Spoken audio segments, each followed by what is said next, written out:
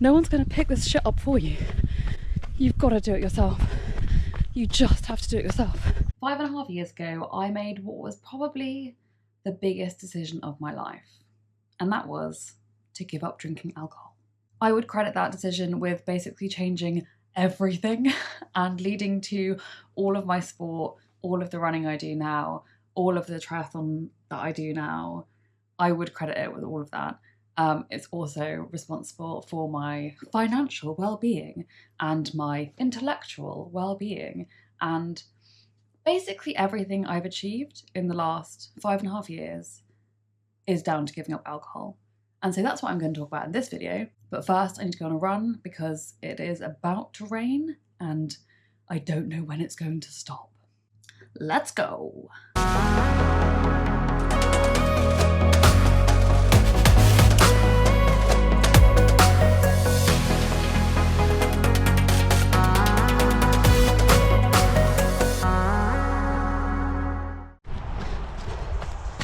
It is actually raining already, but kind of like mizzling, so that's not so bad. It's nice because it is, I don't know, like 20 degrees and quite humid, but the rain is nice.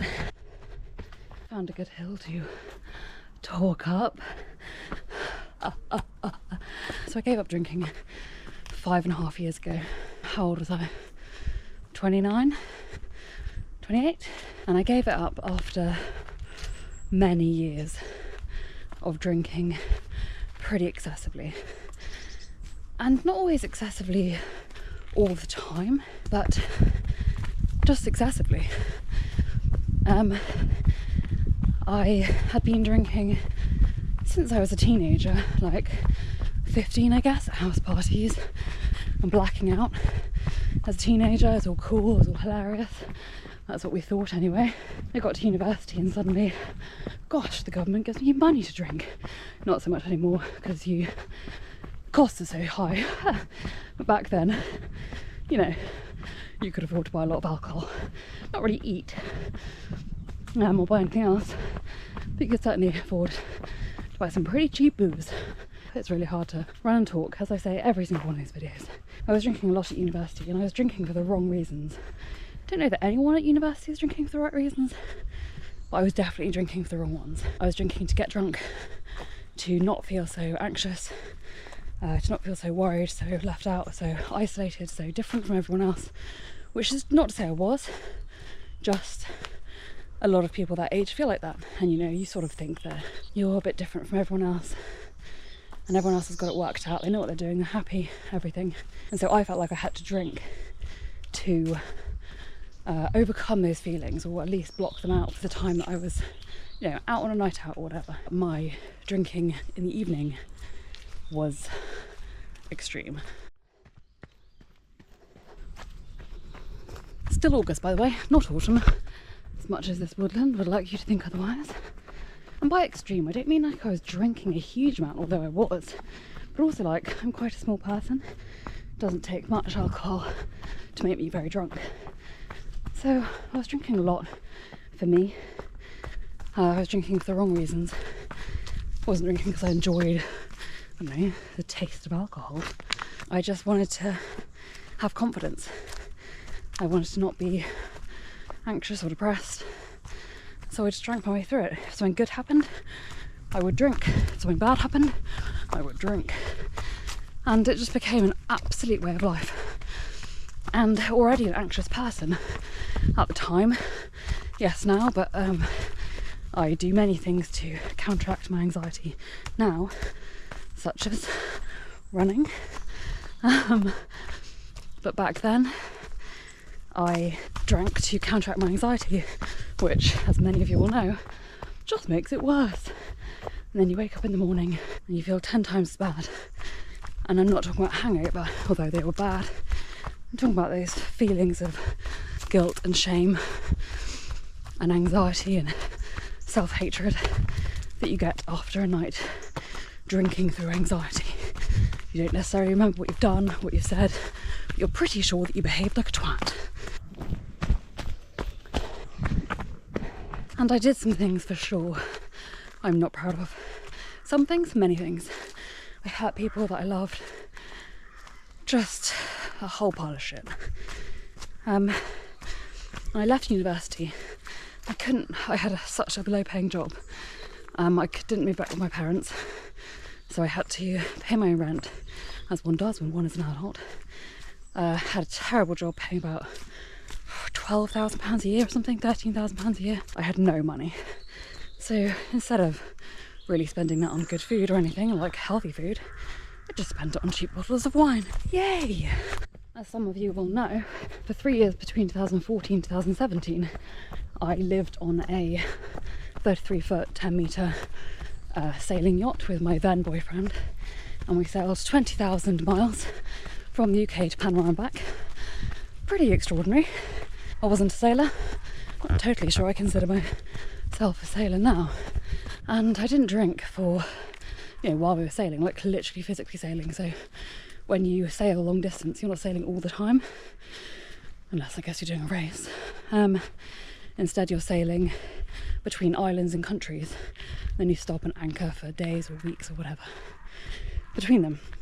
And so when we were literally sailing, the longest of which was 2 one-month stints, completely at sea. So I didn't drink for those times, not a problem at all. Didn't mind. You've got other things to think about when you're on a boat in the middle of an ocean. But then when we would get to land, we would buy rum in the Caribbean, wine in Europe, beer everywhere, and drink. And certainly nothing like the levels of alcohol that I was consuming back at home, back at university. But again, doesn't matter, I'm a small person. And it was always for the wrong reasons. And my problem was that once I started drinking, I just had one drink. I couldn't hit stop. I always wanted to drink more. It led to many disastrous arguments, disastrous situations, more feelings of shame, self-hatred, depression. It was pretty extreme. It was pretty bad. If you've ever felt like that, then I'm really sorry, and it's always awful, and it's not a way to live your life. You probably know that, I knew that. Nevertheless, it took me a really long time to give up, like a really long time. People talk about having to hit rock bottom before you give up something that's bad for you, usually alcohol, sometimes drugs, sometimes terrible relationships, sometimes a mixture of those things. I guess I did have a rock bottom, probably. I guess it's different for everybody. Basically, I got back to the UK in 2017, in the summer, late summer of 2017. Life had changed quite a lot. I was still in a relationship with someone I'd been with for quite a few years by that point, but the boat was over. We'd sold the boat, the adventure was over, university was over, that sort of era was over. I didn't have any money, so I needed to find a job. I'd been working as a freelance writer part-time while I was sailing, which was fine, because sailing on a tiny boat when you're anchoring everywhere and living off rice and beans is pretty cheap. Got back to the UK, not a cheap place to live, so I needed to find a job. Did that. In the same kind of fortnight, in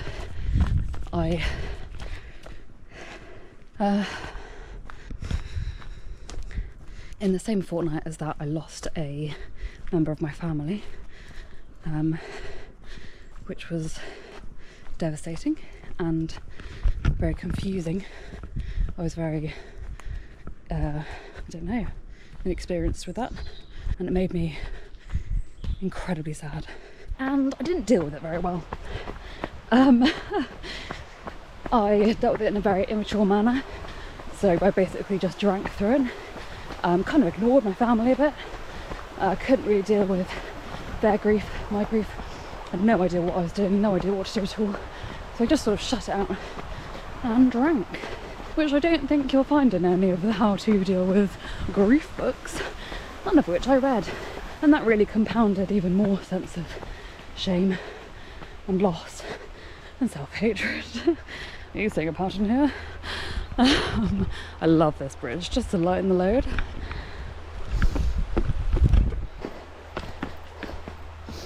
So I didn't deal with that very well. I don't know why I'm laughing, but it's kind of funny when you look back and see how extravagantly badly you've done at something. I think it's good to laugh, you know. Found a job, moved to a different city, and my relationship of 7 years, I think, broke down. And that all happened in a very short amount of time. I'm talking weeks. And now looking back, it's all like, they say it's a blur. It was a bit of a blur, but it was bad. So, newly kind of alone and completely like without a clue, without any direction, without anything, really. I'm gonna sit down because this is the only way you can see how steep this hill is behind me. If I sit down and it rises above my head. There you go. So I literally had no clue what I was doing at all. I was just careering around, not eating well, not living well. It was awful. And then about like a few weeks later, I would say that was probably the rock bottom. I just got so incredibly drunk at Christmas, and I woke up the next day on actual Christmas Day, I think, or it might have been Boxing Day, I can't remember, and I just realised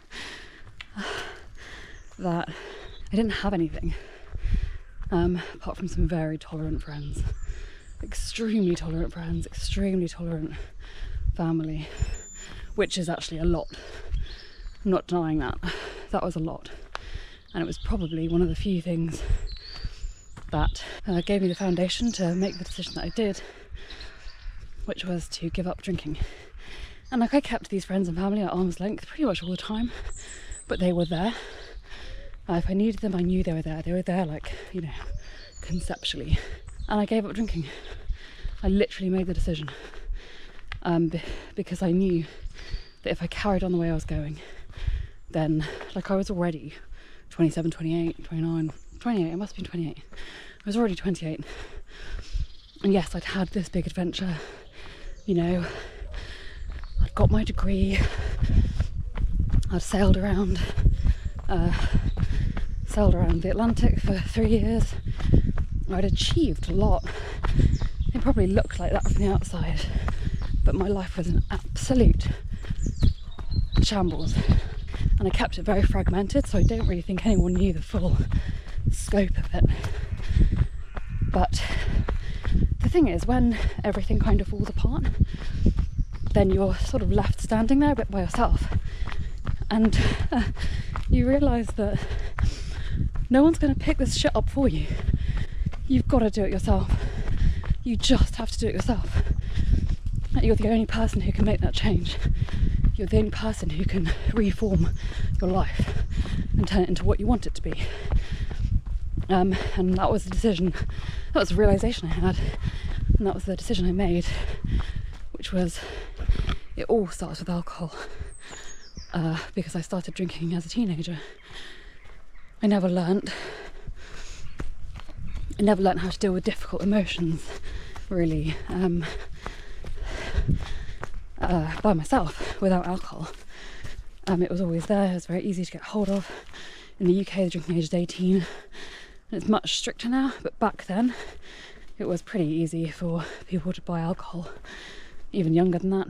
Now it's very difficult, thankfully, but back then it wasn't. It was a really common thing for 15, 16-year-olds to be drinking. I had never learnt to live my life without it, so I had to reteach myself how to deal with everything: happiness, sadness, boredness, and how to socialise without it as well, how to have friendships without it, how to have relationships without it.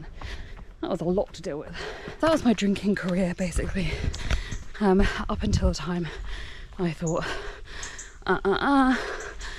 this alcohol thing, you've given it 13 years to prove itself, and so far it's basically proved itself to be an absolute shit show every single time.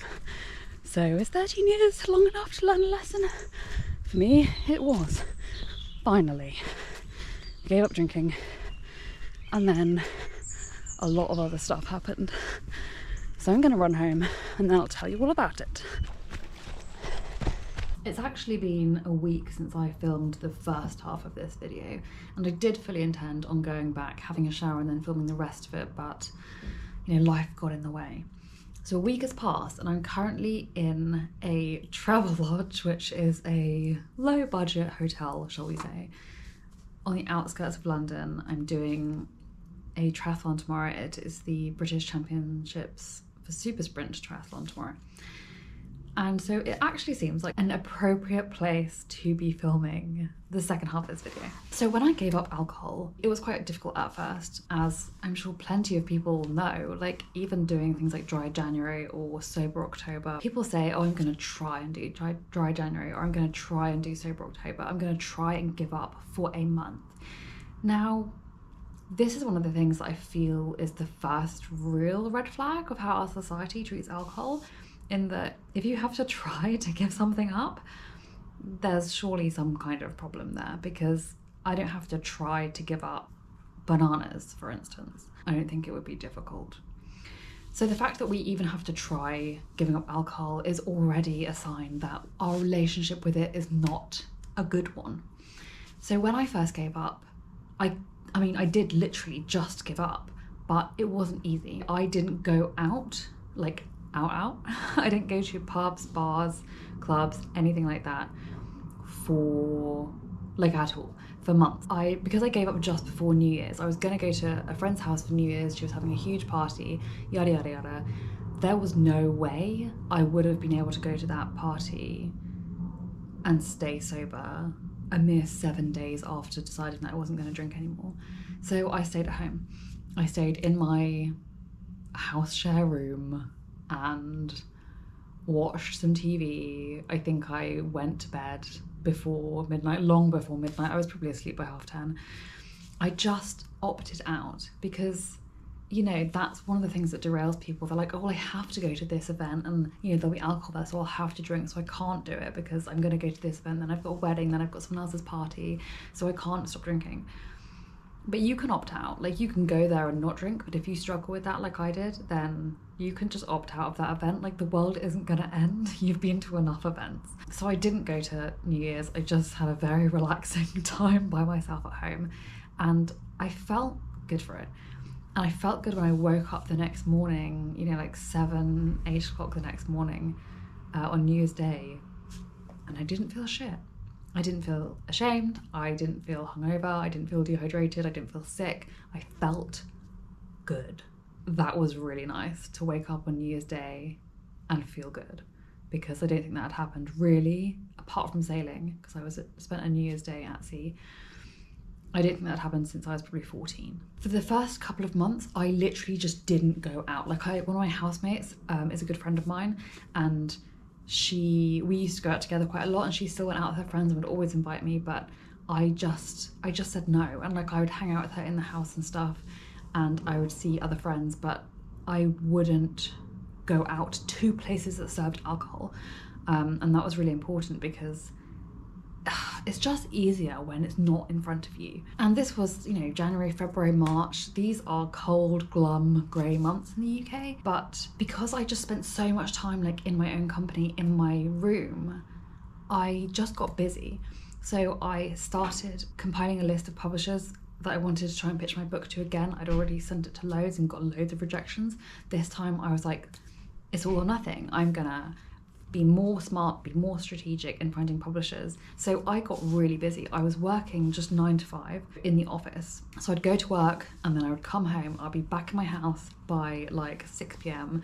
and I would just be working on my book, or I picked up a bit more freelance writing during that time as well, so I'd be doing a bit more work. But I just really focused those couple of months, those 3 months or something, just on basically being in my own company. And because I wasn't drinking at all during that time, I got to know myself and got to feel all these feelings of like, grief and dealing with a breakup and all of these things.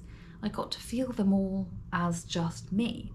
And that sounds hard, but actually it was not difficult. It was actually a really nice feeling to be able to feel all that and accept it and just sit with those emotions. During that time as well, I was under investigation with the hospital for having lost like a tiny bit of peripheral field vision, and I had a brain MRI, and they were just really looking for anything that could have caused that. I already had a condition called optic disc drusen, which is like sort of calcium deposits on your optic disc that look really strange when you actually look into your eyes, you know, with optometry things, like you can't see them.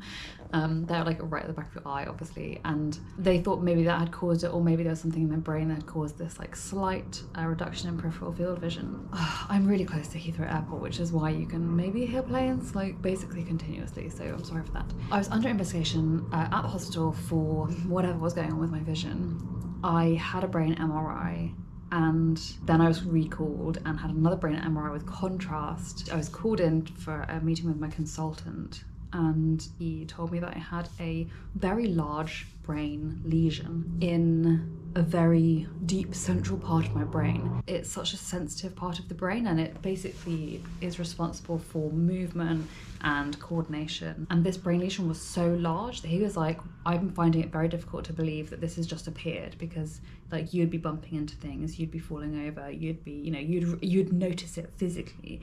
Had it happened recently. It's nothing to do with your visual loss. We need to keep an eye on it because it's a really large brain lesion and it's in a very dangerous place and we can't access it. So let's hope it's not bad, because there's nothing we can do. You know, this was quite scary to me, because basically he said that you're going to need another brain MRI and then you're going to need them regularly for the next couple of years. Obviously the implication there was, if it changes, you're potentially in trouble. But there's potentially nothing we can do about it, so let's see what happens.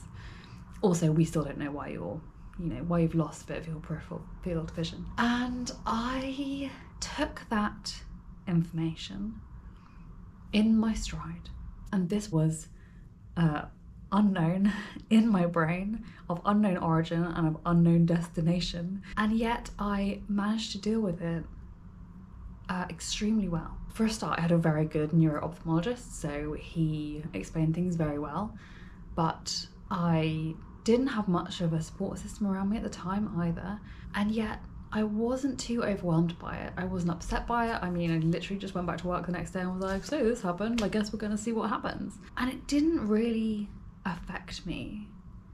Before, I would have just used it, I would have automatically turned to alcohol to deal with that, what is quite scary news, but instead I didn't. I just thought, okay, that's fine. I can cope with that.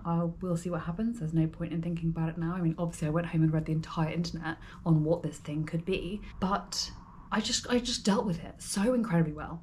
So during that time, like, I was like, well, I have this. I always knew I was special, so it makes sense I've got a massive brain lesion. I dealt with that. I sent my book off to publishing houses, and then this was like the same kind of month I think this all happened, but basically I got 2 offers back from 2 separate publishing houses who wanted my book, which was amazing, and I could start planning what my life was going to look like as a published author, which wouldn't change really anything, although it actually did, but to me it changed everything. In August of that year, I was working in another job as a copywriter, and I woke up one morning when I was house sitting for one of my friends, and I realized that I couldn't see.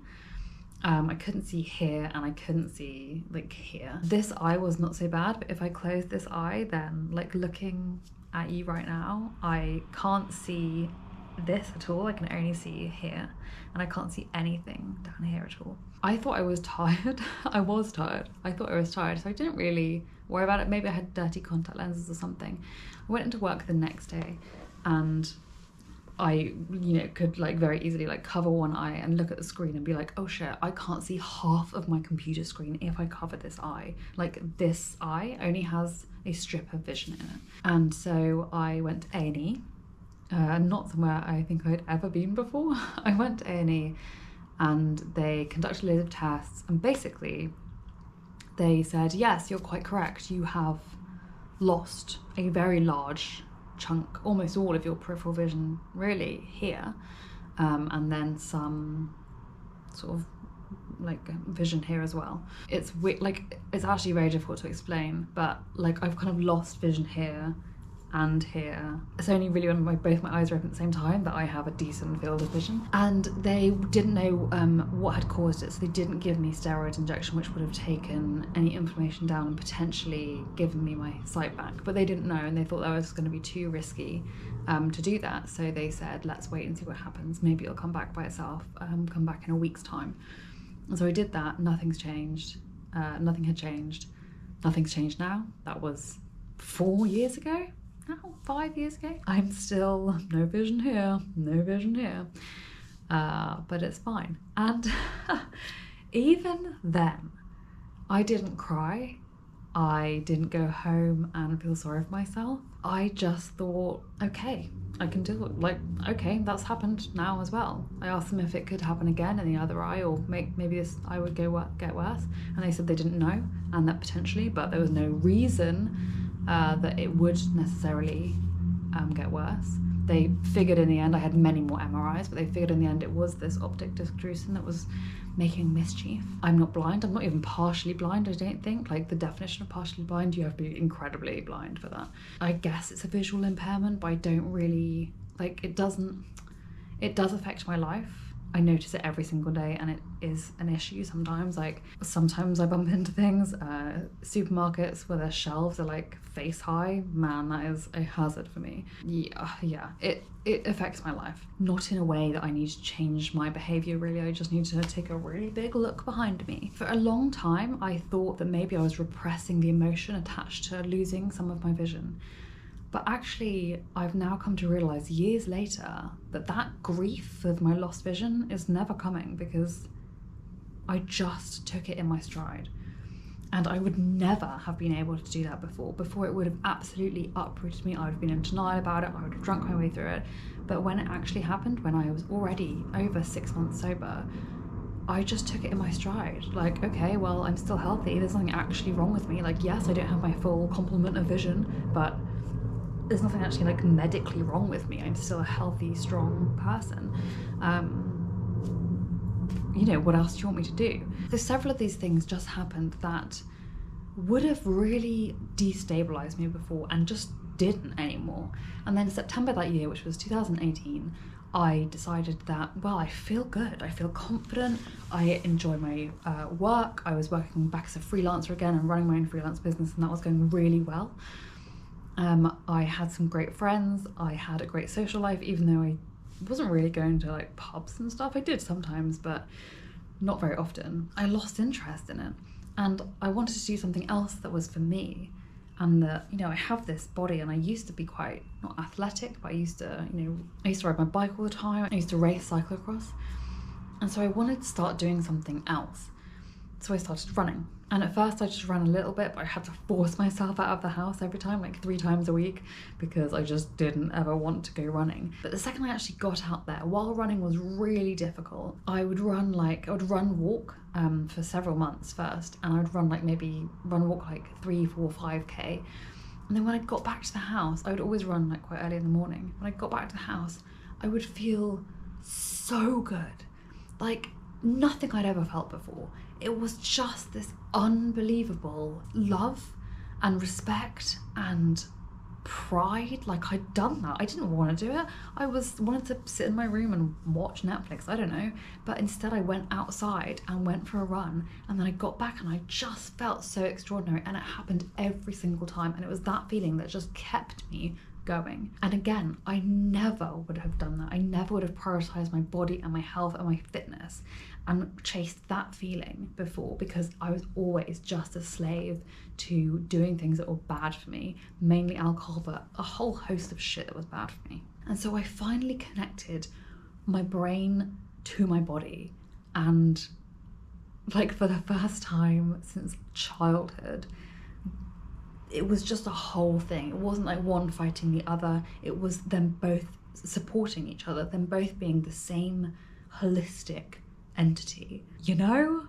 That is the best way I can describe it. That is how it felt. It felt like, oh, I found myself again. After so long of poisoning myself, I found myself again. So I started running and I just continued running. I started riding my bike absolutely everywhere again. Like, I lived in quite a small city, so it's very rideable, very walkable city as well. And I just repeatedly took these steps to look after myself. I became vegetarian again. For a few years there, I hadn't been vegetarian, but I was basically brought up vegetarian for most of the years of my childhood. And when I became vegetarian again, during that time, again, it was like, oh, I'm going back to myself again. I feel very much like a vegetarian. It's part of who I am. So when I was eating meat, not that I ate very much of it, to be honest, but mainly from an affordability point of view, and the fact that I didn't really know how to cook it because I hadn't really grown up eating so much of it. But I felt like I came back to myself when I became vegetarian again, and I felt like, oh yeah, I'm a vegetarian, so it makes sense for me to be vegetarian. Does that make sense? I'm now mostly vegan. I eat almost exclusively vegan food. Sometimes I eat like vegetarian food instead. For instance, I was in France recently, so I ate a lot of croissant because I'm not a psychopath. But, you know, I basically eat a broadly vegan diet now. But it feels very comfortable. It felt very comfortable for me to become vegetarian again after a few years. And so I kept running and I kept cycling, and the years just passed and I really settled in to who I was. My business got better. I got some fantastic clients. I really found the niche of what I wanted to write about, which was outdoor and adventure sport, which is what I did, what I've sort of grown up doing as well. And all these things, everything just came together. I reignited my love of acting, which I did when I was a child and a teenager to death. Like, I loved it. That's all I wanted to do when I was a teenager. I loved it so much. So I got some parts in some low budget horror films, like feature films, and they were so much fun. I worked with a few different directors for films and commercials and stuff, and just had an absolute blast. And I just did it like really casually, but it was just something that I really loved, and I just reconnected with that love. And I wasn't answerable to anyone. I wasn't trying to please anyone anymore. I wasn't trying to fit into somebody else's life, which is literally how I lived my life for the last 10 years. And so I just started asking myself, what is it that I like? What is it that I want? What is it that I enjoy? What is it that I'm good at? And just do that, you know? And because I was no longer a slave to alcohol, I could do it. I had the energy to do it. I had the confidence to do it because I wasn't constantly racked with shame. I had the confidence to put myself first rather than to put the demands of others first. Alcohol really chipped away at my self-confidence until I had none. And so when I gave it up, I had to earn that self-confidence back. I had to get it back. And doing all the things that I enjoyed, I was respecting myself. And so I could be self-confident again. And that was probably the biggest thing that happened at all, is just that I started respecting myself again, which I hadn't done, and I don't think really other people had done for a long time. It's hard for others to respect you when you treat yourself like shit, you know?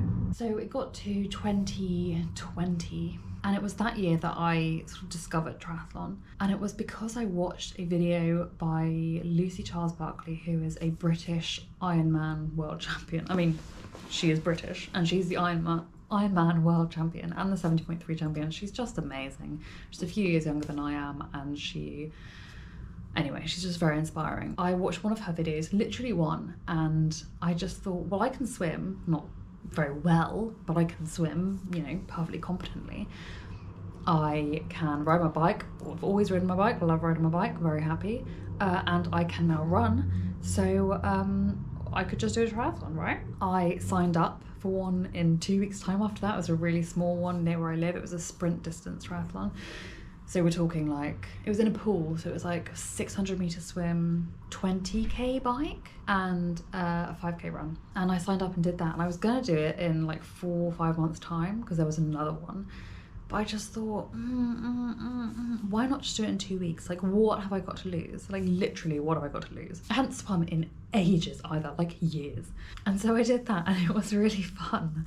Like, it was insane. Like, triathlon is an insane sport, it's ridiculous. But it was so much fun. And again, it was the same thing. Like, I'd put myself through this incredibly strenuous event, and got out the other side. And I hadn't done it for the benefit of anyone else.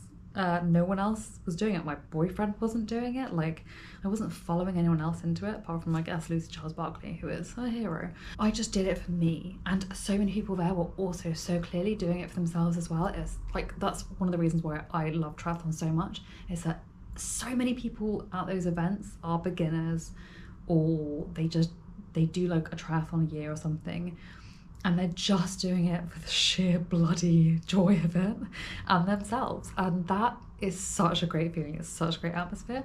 So that was what the atmosphere at this event was like. It was a Sportiva event down in Torbay Velo Park. They run great events, really friendly. Go find one if you're in the southwest of the UK. So I did that and I was like, oh, I could do more of this. And it was good because I love running and I am a runner, but I'm not particularly fast. I can run fairly mediocre speeds for a fairly mediocre distance, you know, like running a half marathon distance, not really a problem. I love trail running, but I'm not very quick. So there's that. I'm not a very quick swimmer at all, but I really enjoy it. And I'm not a very quick cyclist. It's probably my strongest of the three sports. It's certainly the one I've done the most throughout my life. I'm not like super fast or anything. It is so much fun, but you don't even have to be. You can be very sub-average in one sport and slightly above average in another sport, and then totally average in the third sport. And triathlon just somehow works. Everyone finds their own balance of which sports they are better or not so good at.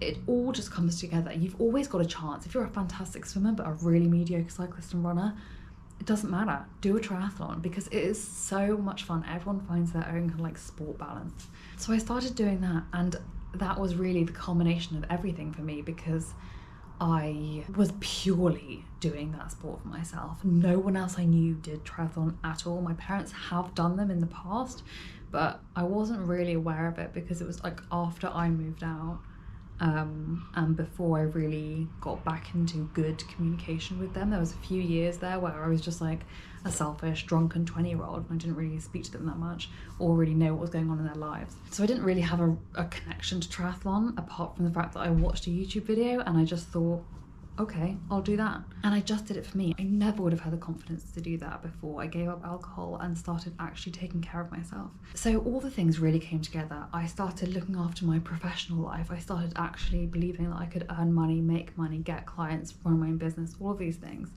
I started looking after my like nutritional health. Like I stopped eating only a small amount of food and only trash. Like I started eating really good hearty meals and full, like basic vegetable first. I've always really eaten vegetable first anyway, but I really started like upping my food intake, making, oh my good God, can you please just stop riding motorbikes past my window? I started eating much better food and much more of it. So I really started looking after my nutritional health. I started, you know, just not mainlining caffeinated coffee throughout the entire day. Like now I drink coffee all the time. I love it so much, but I only drink caffeine in the morning, never past like 11 a.m. And I started looking after my physical fitness. I started, you know, I wasn't doing I've never done exercise to like lose weight or look a certain way, because I'm a very slender person anyway. I don't think anything is going to change that. But I'm no longer malnutrition for a start. But because I started looking after my fitness, I was becoming a stronger person. Oh my good God, these motorbikes are insane. I was becoming a much stronger person, and I was expanding my lung capacity and my endurance and my strengthening my heart and all of these things that you just feel. When you start doing exercise consistently, you can feel it. Like for me, it wasn't a looks thing, although I can see like defined muscle where I've never seen that before. But I can just feel the strength, and I had never ever felt like that before. Like to feel the power in your legs and in your arms and in your body, that is amazing. And to know that when you run, your breath will settle down and you can just keep going, that is a feeling that money cannot buy. And again, like these are not feelings that I was in connection with at all when I was drinking. I was just like, am I happy? Am I miserable? Do I need another drink? Why does nobody, like, whatever. Now it was all like, what do I need? What will make me feel good? What will make my body happy? When you are responding to those things, your whole life just gets better. Your whole life transforms because you are in a body that is capable and it's strong and it has energy, and you just become incredibly resilient. And if I wanted to end this with anything at all, it is that giving up alcohol was a difficult decision, and it's made me incredibly resilient. And you are also a resilient person. You just need to give yourself the respect and create the environment for resilience. But if you are in any way struggling with alcohol, like, addressing that, whether that means giving up or not, addressing that is so important, because it's all about looking after yourself. And if drinking alcohol for you is not looking after yourself, you need to reconsider what you're doing. Because when I gave it up, I suddenly realized that nobody's coming to save me. I have to do it myself, and I have to look after myself. And that's kind of all there is to it. So everything in my life changed when I gave up alcohol. I am now the happiest, wealthiest, healthiest, fittest, most loving person I've ever been in my entire life. And every day I feel like I get stronger and happier and more settled and just in the place I'm supposed to be. So I feel like that's a good place to end this video. Thanks for sticking with me. I know it's been a long and slightly rambly one. I've had a very long day getting here, and tomorrow I'm gonna have to get up very early and race a triathlon. So I will see you in the next one. Thank you very much. Bye.